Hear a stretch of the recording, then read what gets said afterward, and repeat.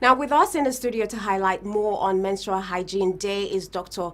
braimah Jennifer, CEO, Intensive Rescue Foundation International. Thank you for joining us today on Prime Time News. It's a pleasure to be here.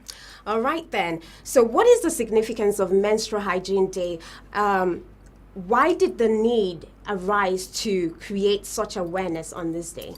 The need arose specifically as a human rights need. Women and young girls have the right to express themselves as women. Okay. And the need also arose for the purpose of advocacy. We need to advocate for young girls and young women to have the right to privacy, to change as often as they want to change their menstrual pads or their menstrual or feminine hygiene products, wherever they may be found, whether be they at home, offices, workplaces, a school. You will find out that a lot of schools and workplaces have no toilets, have no sanitary infrastructure whatsoever. Yeah. And so the purpose of the World Menstrual Hygiene Day is to highlight such challenges and to bring to the fore the need for menstruation as a reproductive health entity to be integrated in global, national, and local policies, projects, and targets. Okay, so in your thoughts, what are the challenges these women, these girls in rural areas face with regards to menstrual hygiene? Information, education, access to feminine hygiene products. Yes. So what has your foundation been able to do to create such awareness in this community? We've been going around, we've been going to schools, to the IDP camps, to rural communities, to educate young girls and young women about menstruation, what menstruation is all about, to tell them that menstruation is not a disease, it's not something to be ashamed of, it doesn't make you dirty, doesn't make you less than a woman. And to tell them that there's an alternative to disposable sanitary towels. Something that they can have, take good care of, and keep with them for up to 10 years. All right, then. It's quite alarming to figure out that sanitary pads are on the increase. The price tag is very outrageous. So how do these people, the women, the girls living, I'm more particular about the women, the girls in rural places, how do they afford, this sanitary pads? They can't afford it. That is why they use rags. They use T-shirts, and they use old sock, and they use newspapers, and they use all manner of things to collect the flow. They cannot afford it.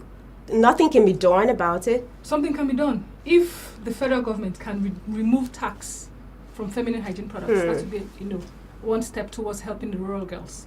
But my organization, Intensive Rescue Foundation International, has come up with washable sanitary towels that these young girls can use. All right. They will save money, they will save time, they will save anxiety. They will even help their crops to grow from using the effluents from washing the sanitary towels. Okay.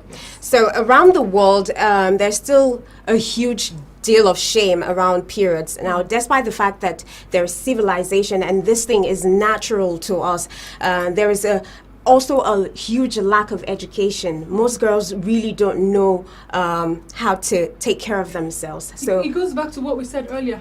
Information, education. Nobody's informing these girls or educating them. Not the parents, not the caregivers, not the teachers. The healthcare sector, the educational sector has failed young girls. Menstrual hygiene management has been marginalized in all of these sectors that I have just mentioned.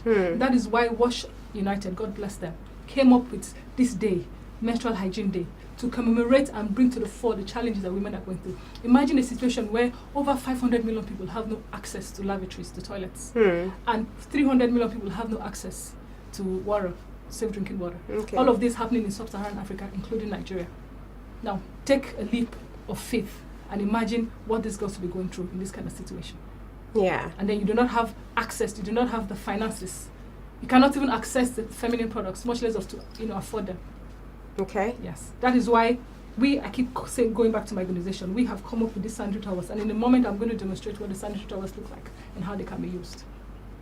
Okay, so now, who is responsible because most girls hitting puberty really do not know they're supposed to experience this. They do not have this knowledge that at a certain time you're going to menstruate. So whose responsibility it is it to make them know that at a certain time in your life you're going to experience Their this? mothers, their aunties, whoever they're living with, whether it's a feminine person or a masculine person, should be able to tell the girls, this is what you're going to go through before you pass the buck onto the teachers, and then before you pass the buck onto someone else. The mothers, it is their primary responsibility, because puberty starts at 9.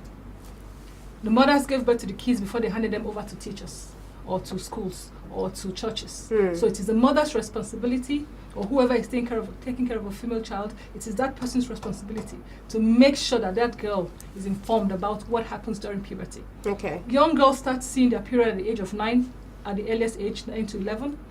The ages that we're used to is between 12 and 14, and then the later stage, 14 to 19. Between 9 and 19, mothers should be able to tell their daughters, this is what to expect. Okay. Yes.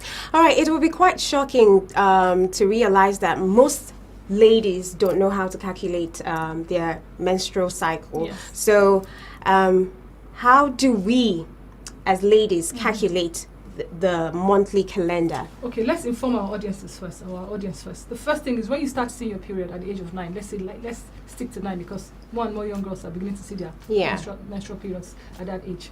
At the age of 9, you see your period. It takes 6 years for that period to regularize. All right. So you may see your period at the age of 9. In the next 2-3 months, nothing happens. In the next 5-6 months, nothing happens. And then all of a sudden, 1 year later, it comes back. So for you to know when to see your period, you need to get a calendar.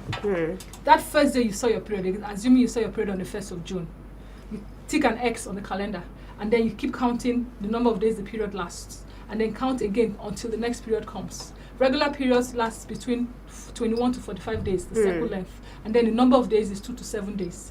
So between 2 to 7 days and 21 to 45 days, every woman's period will fall into that category. So you mark an X on the calendar on the first day you see your period, keep marking an X until the period stops, and keep marking an X until the next period returns. After a certain time, you notice a pattern.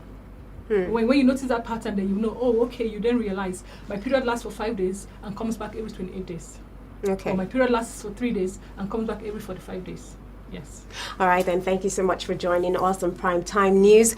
We'll take a short break. More news when we return.